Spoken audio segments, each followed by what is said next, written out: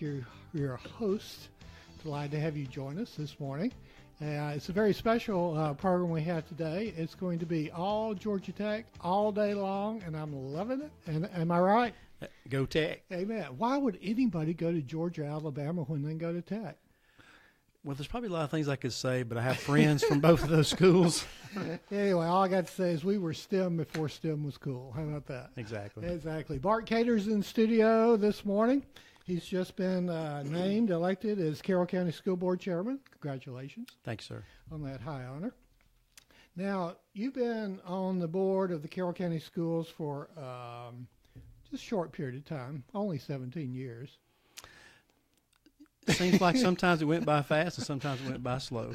So what words of wisdom can you give us? What have you learned these past 7 years of service? I was there when you started. You look a lot older, but thank you. Thank you very much. But what have you learned these past 17 years? Colin, I think what I've learned the most over those years that you really have to be able to work in the dynamic of a big group of people. You know, you're not just one person, you're a group of, in this case, 7 board members and a superintendent. So I've learned that you have to compromise, you have to be willing to give and take.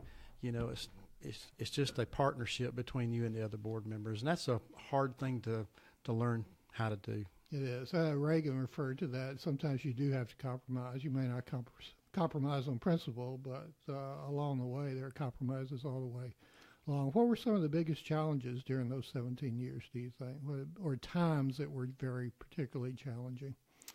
I think for me and for Carroll County, originally, we were just really getting started good with the SPLOST referendums. Mm-hmm. They started back in 1998, and I got on the board in 2001.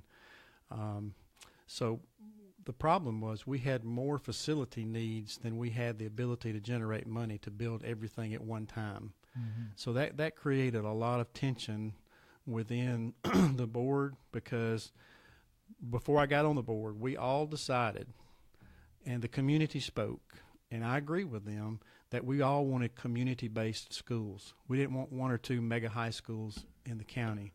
So once that was decided, then we started on that path of trying to provide the facilities that they needed and also provide the educational experience that our students deserve. Since you brought that up, and we hadn't really planned on talking about that, but it's so critically important, I think, to the nature of our county being both maintaining its rural atmosphere, is to have these community schools. How deep is that commitment upon Carroll County schools to maintain those?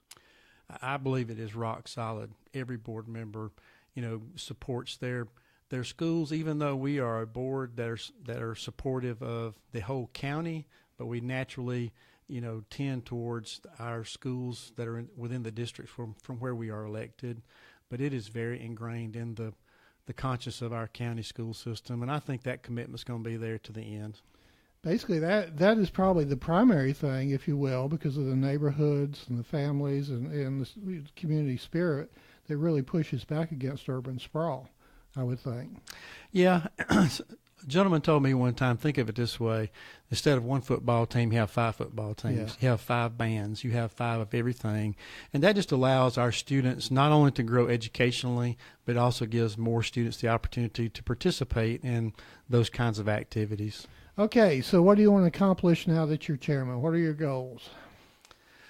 Well, my goal would be to continue the good work that has already been done. I mean, Dr. Anderson did a great job as chairman, and the board has, over the last several years, really focused together on children.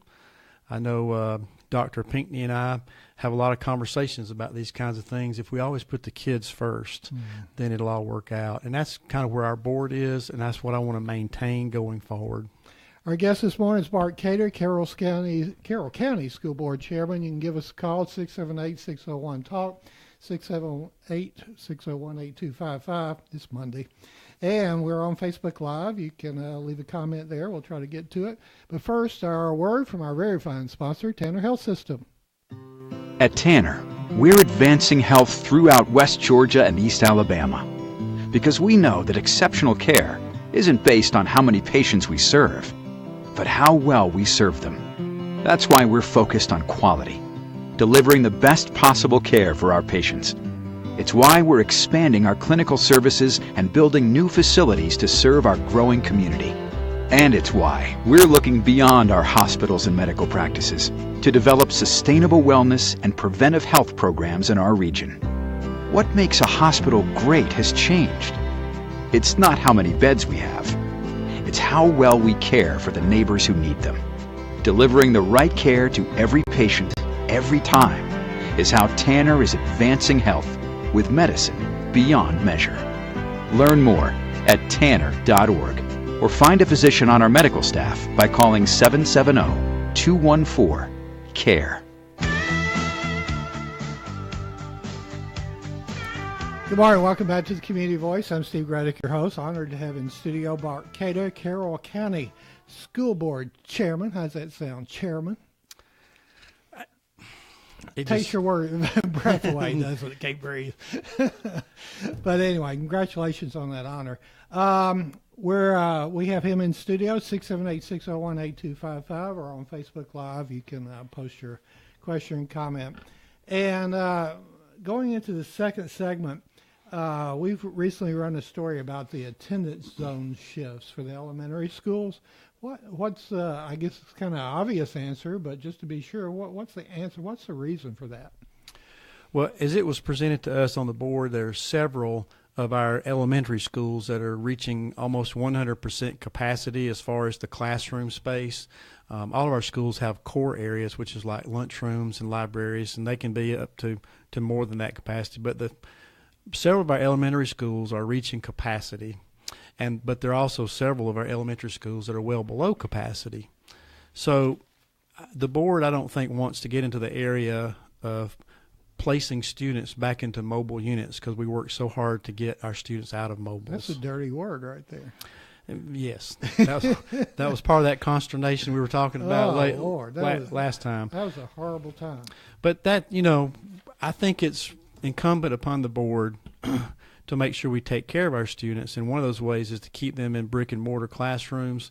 And the way I understand it, the schools that are affected, if we do redraw some of the elementary lines, they may go to a different elementary school, but practically all of them will wind up at the same high school that they would have gone to anyway.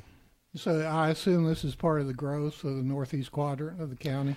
That's part of it, but I believe Central Elementary is another one of those schools that's reaching capacity, and Whitesburg and Rootville are well below capacity, so that's one of the places as well. Okay, but now Bowden's not affected by this, right? There are no students who will be transferred into Bowden or anything, or Mount Zion? That has not been presented to the board as of yet, and I don't believe so, but it hasn't been said yet. Well, okay, let's clip right on through.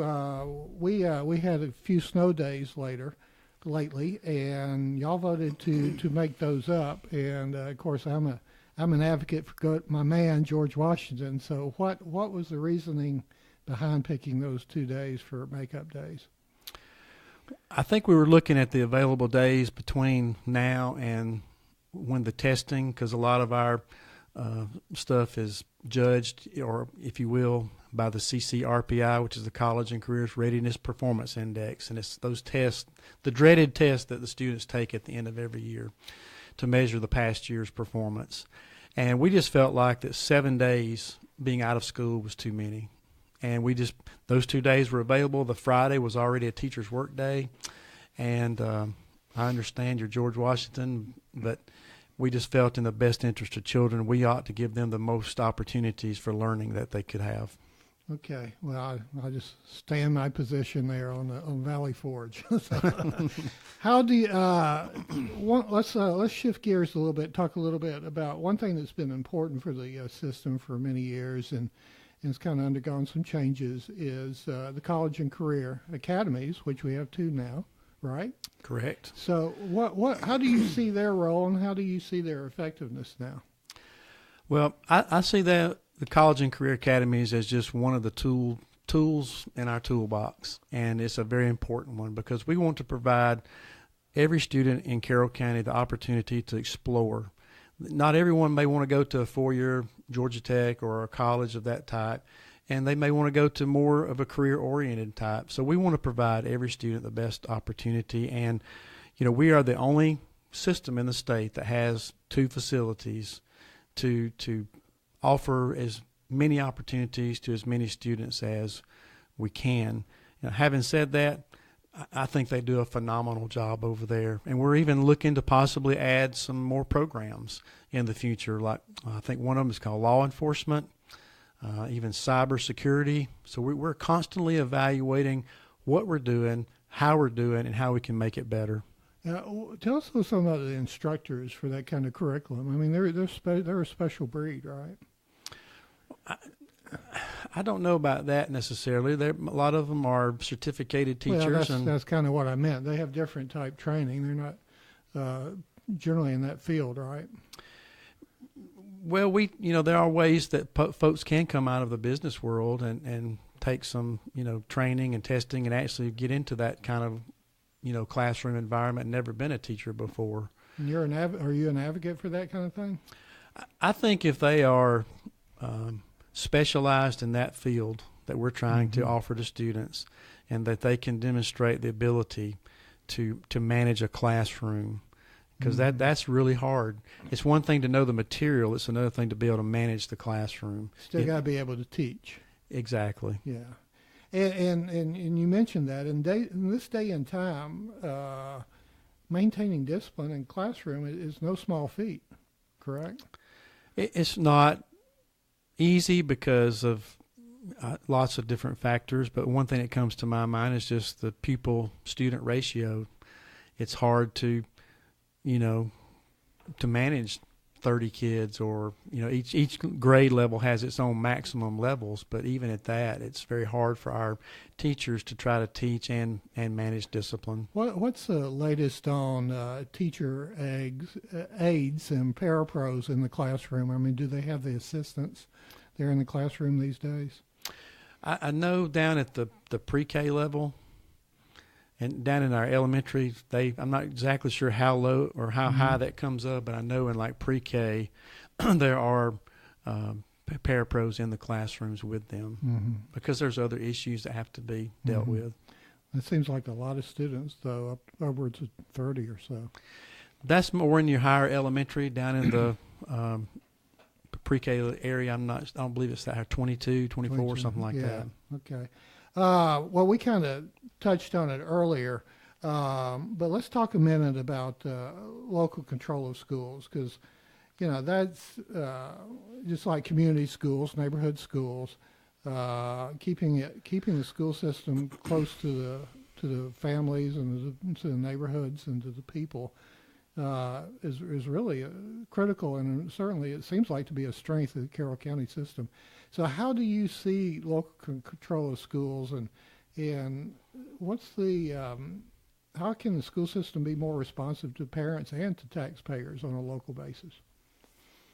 Well, I'm a big proponent of local control, and you and I have had that discussion before. A lot of the things that affect our teachers and students come down from the federal or state, and we really don't have any say-so. We just have to implement it, kind of thing. But where we do have control, I'll give you an example.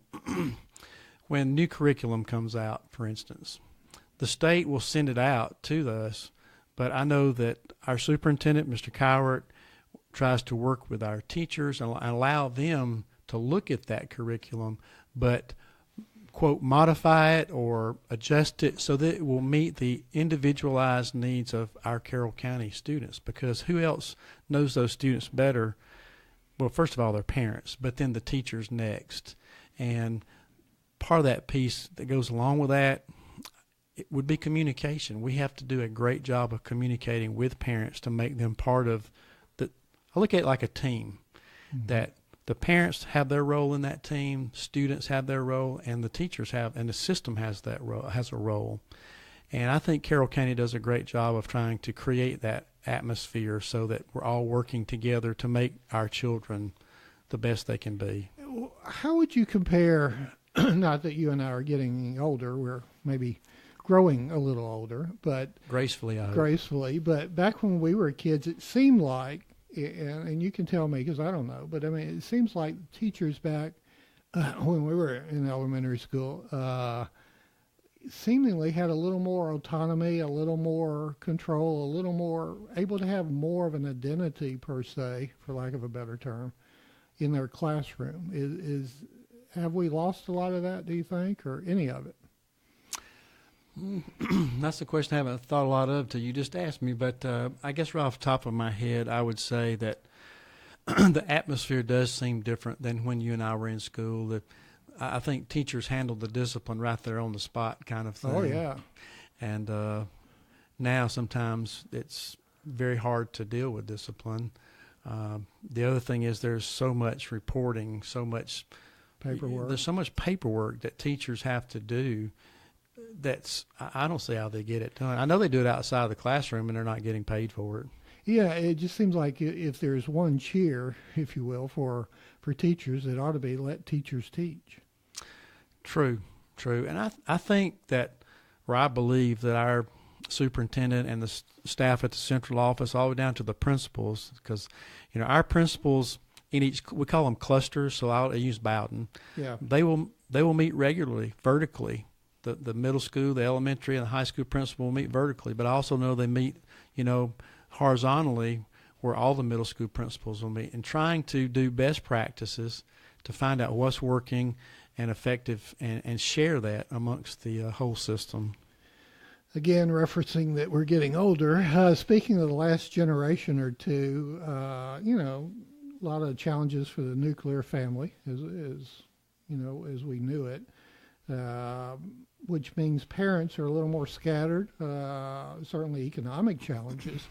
What's the ideal role, or what is the reality of the role of parents in the education of their kids in Carroll County these days, and what would you like to see it be? Well, I think there's areas that are great. I'll give you an example. When we have our science and STEM nights, that's science, technology, engineering, and math, at least I know at Bowden Elementary School, that school is flooded with people. Mm-hmm. And it's with kids and their parents, whether it's a split home or that nucleus, as you talk about, of a mother and a dad. But I know there's some out there that don't do that. And that's where we need to try to strive to do better. And one way that our system does, I don't know all the ins and outs of it, I'll just admit that, but we try to offer up mentoring. Mm-hmm. And it's even been mentioned to the board, would you like to come in and read to students or mentor, maybe fill in that gap for those students that don't have that nucleus of a family. Now, when you say mentoring, is that open to members of the community, business leaders, et cetera, in the community to participate? I'll go out there on a limb and say I would think so. Okay. But to get the most, exact answer, they would need to call the school board office to make sure. Our guest this morning is Bart Cater, Carroll County School Board Chairman, newly elected, and we're going to be back with more with Bart, after this word from Tanner Health System. At Tanner, we're advancing health throughout West Georgia and East Alabama because we know that exceptional care isn't based on how many patients we serve, but how well we serve them. That's why we're focused on quality, delivering the best possible care for our patients. It's why we're expanding our clinical services and building new facilities to serve our growing community. And it's why we're looking beyond our hospitals and medical practices to develop sustainable wellness and preventive health programs in our region. What makes a hospital great has changed. It's not how many beds we have. It's how well we care for the neighbors who need them. Delivering the right care to every patient, every time, is how Tanner is advancing health with medicine beyond measure. Learn more at tanner.org or find a physician on our medical staff by calling 770-214-CARE.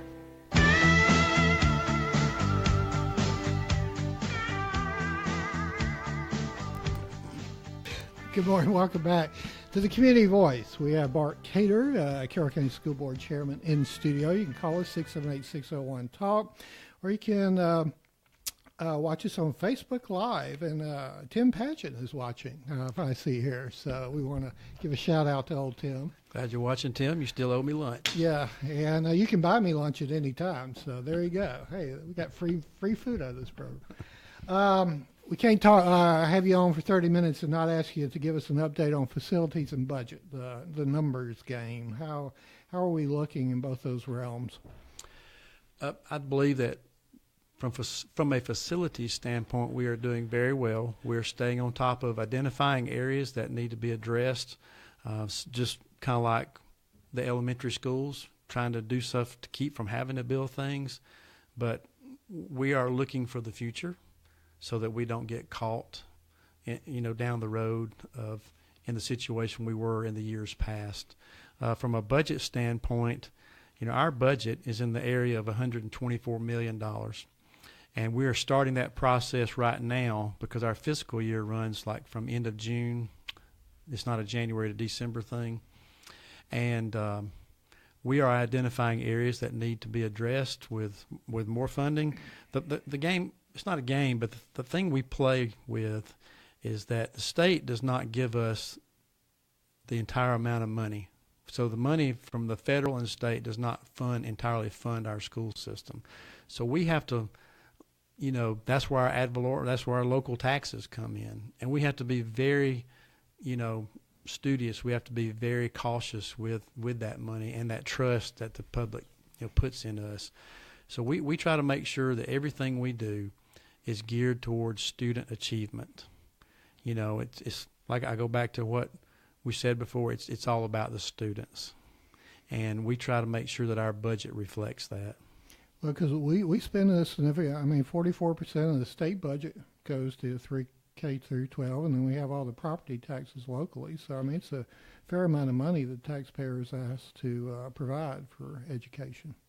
Yeah, it's a large amount, and that's the reason it's so important for us to make sure that we are very frugal with the money that's raised through taxation, and make sure that it's going to the students. How many people does the school system employ now? About it was around 1,200 or so. So it's one of the top three, I would think, employers. Right. Tanner and Southwire being Correct. the other two.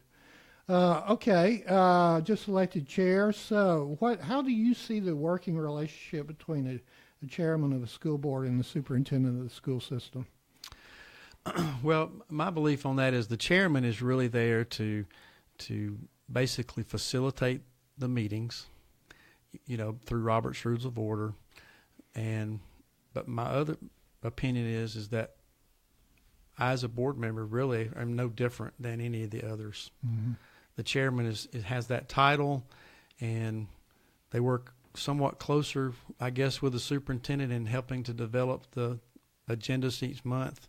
But outside of that, I consider myself just another board member, and I want to make sure that whatever is discussed with me and the superintendent, that I make sure that information filters to all the board members.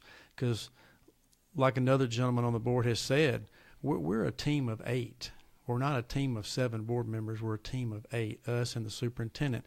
And then you can extend that on out to the central office, to the principals, to the teachers. We've got to be rowing in the same direction, and that's, as a chairman, I just want to make sure I keep that intact as much as possible. I guess it's always be an ongoing discussion, if not a debate, regarding what is the proper role of a school board member. How much do they participate? How much do they sit back? How much do they,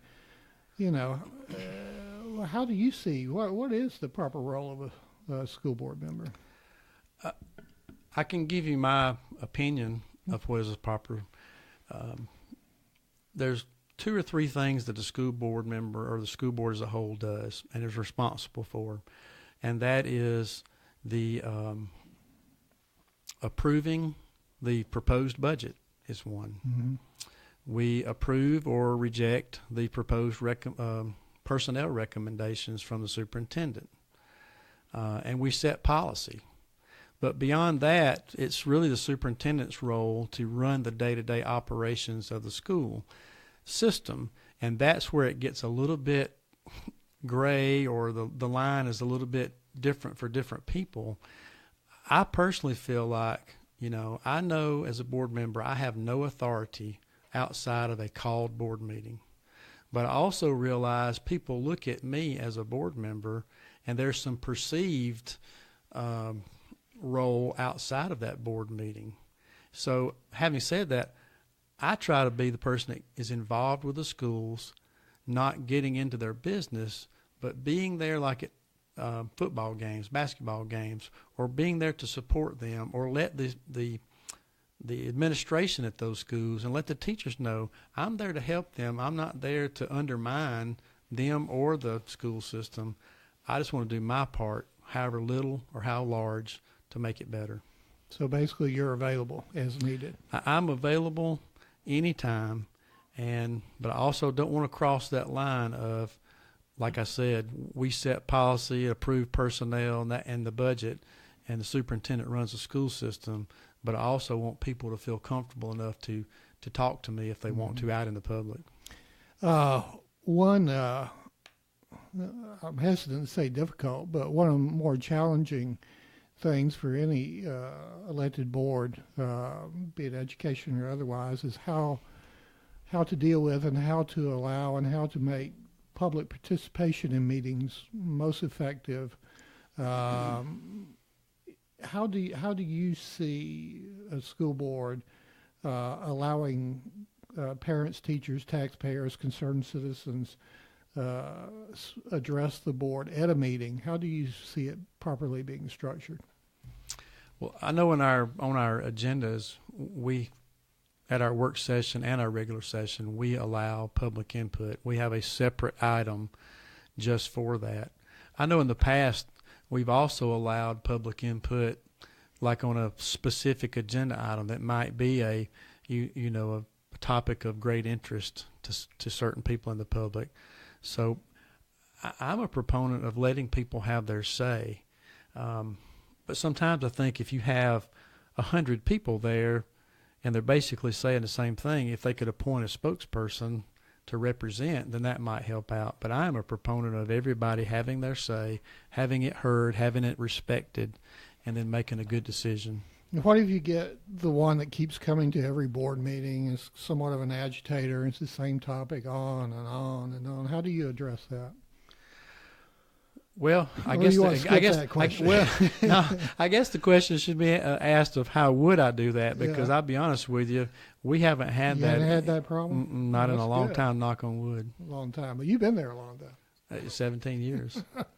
All right, well, we're running out of time. I guess, my final question is what is the proper role and what is the purpose of public education? But you've already kind of said that. Basically, it's to prepare the kids for life.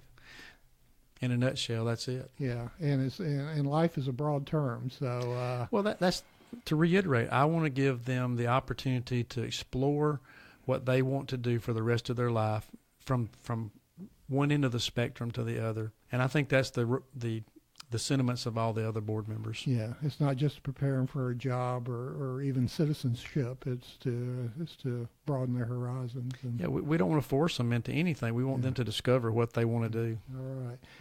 We have learned that Tim Padgett owes several people lunch. So that came over Facebook Live. So it might be at the Varsity, Georgia Tech. There you go. Or we'll just tell them to drive out here with the van. How about that? Exactly.